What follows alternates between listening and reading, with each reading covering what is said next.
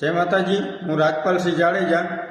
છેલ્લા 6-7 દિવસ પહેલાં ગુજરાતના સાણંદના કલાણા ગામે મુસ્લિમો દ્વારા હિન્દુઓ ઉપર હુમલો કરવામાં આવ્યો અને હિન્દુઓની દીકરીઓ જ્યારે ઘરની બહાર નીકળે છે ત્યારે મુસ્લિમો દ્વારા એવું કહેવામાં આવે છે કે અમારે તમને ઘરમાં બેસાડવાની છે અને જ્યારે સ્ત્રીઓ ઘરની બહાર નીકળે છે ત્યારે ન કરવાની હરકતો મુસ્લિમ સમાજના યુવાનો દ્વારા કરવામાં આવે છે।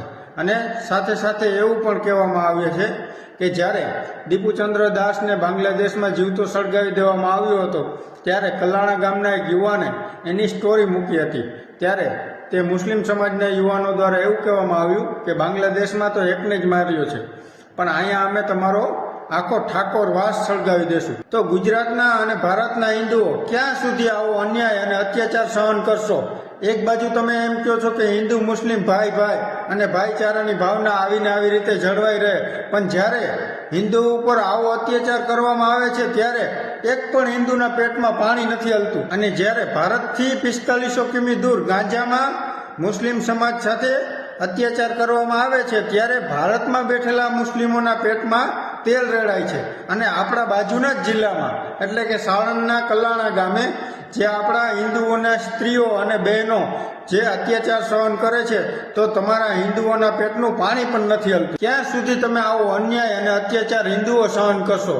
હવે નાત જાતના વાળા બધું ભૂલી જાઓ કે આ દરબાર છે કે આ પાટીદાર છે કે આ કોળી છે કે આ દલિત છે, આ બધું ભૂલી અને હમ સબ હિન્દુ એક હે, હમ સબ હિન્દુ એકના નારા સાથે જ્યારે જીવતા શીખશો ને ત્યારે જ આ ભારત દેશ હિન્દુ રાષ્ટ્ર બનશે। બાકી મારા કે તમારા એકના કહેવાથી હિન્દુ રાષ્ટ્ર બનવાનું નથી।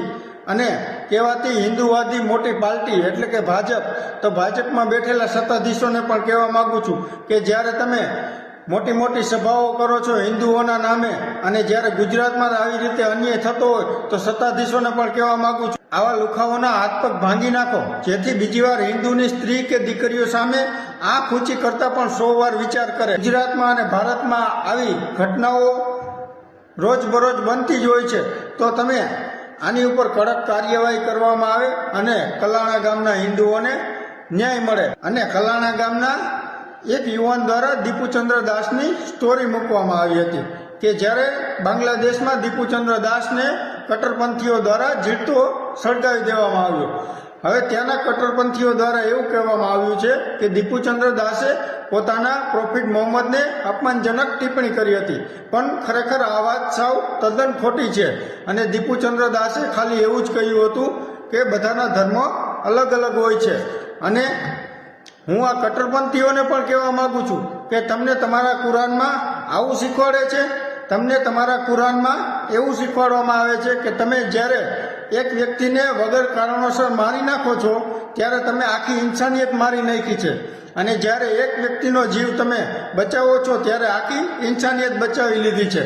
અને સાથે સાથે એવું પણ લખવામાં આવ્યું છે કે બુરાઈનો બદલો એટલો જ હોય કે જેટલી બુરાઈ હોય છે, પણ માફ કરી દેવામાં પણ ભલાઈ હોય છે। બાંગ્લાદેશી કટ્ટરપંથીઓ આ તો ખાસ સાંભળજો, અલ્લાહ એને જ મોહબ્બત કરે છે કે જે ગુસ્સાને પી જાય છે અને માફ કરી દે છે। અને સાલાઓ, તમે તમારા અલ્લાહનું જ કીધેલું માનતા નથી અને કુરાનમાં લખેલું માનતા નથી, એનું નામ લઈને પાછા તમે એક નિર્દોષને જીવતો સળગાવી દીધો, તો તમને આમાં અલ્લાહ ક્યાંથી માફ કરે? અને બધાના ધર્મો અલગ અલગ હોય છે, ચાહે હિન્દુ ધર્મ હોય યા મુસ્લિમ ધર્મ હોય, પણ દીપુચંદ્ર દાસે તો ખાલી એવું જ કીધું હતું કે બધાના ધર્મો અલગ અલગ છે। અને આવી વાત ઉપર જ્યારે દીપુચંદ્ર દાસને જીવતો સળગાવી દેવામાં આવ્યો છે તો હિન્દુસ્તાનના હિન્દુઓને પણ કહેવા માગું છું કે હવે નાત જાતના વાળા ભૂલી અને બધું ભૂલી હમ સબ હિન્દુ એક હે આ નારા સાથે જ્યારે જીવતા શીખશો ને ત્યારે જ આ ભારત હિન્દુ રાષ્ટ્ર બનશે।